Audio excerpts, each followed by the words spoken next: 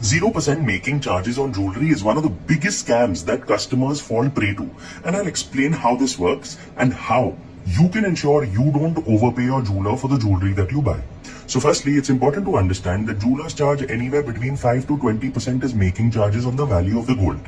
But this is where they start making money even when it's 0% making charge. The first thing is they will add a line item called wastage charges. Now typically wastage charges are included within the making charge and are roughly between 2 to 3% the value of the gold.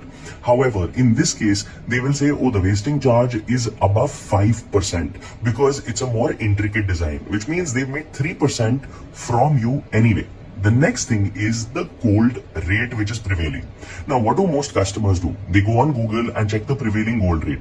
But when they compare it to the jeweler is actually charging 300 rupees extra because they'll say the rate that you're referring to online is not right and all jewelers will give the rate that I am giving you right now. Now imagine, if you're buying 50 grams weight of jewelry, you've already paid him 15,000 rupees extra on account of the extra gold rate that he's charging.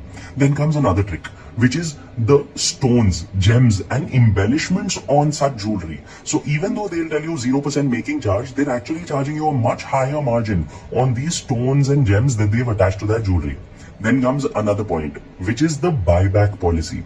So typically when you buy something from the jeweler will say, if you have to sell it back to us, we will buy it at say 90% the value of the gold. But on a lot of these items, they'll say we'll only pay you 70% the value of the gold.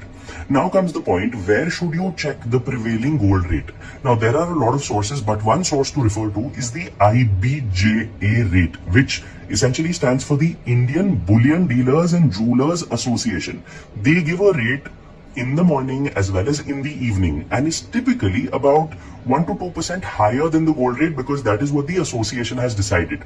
At least try and compare that rate with what the jeweler is giving you. I've given a lot more in the description. Share it with someone who may need it.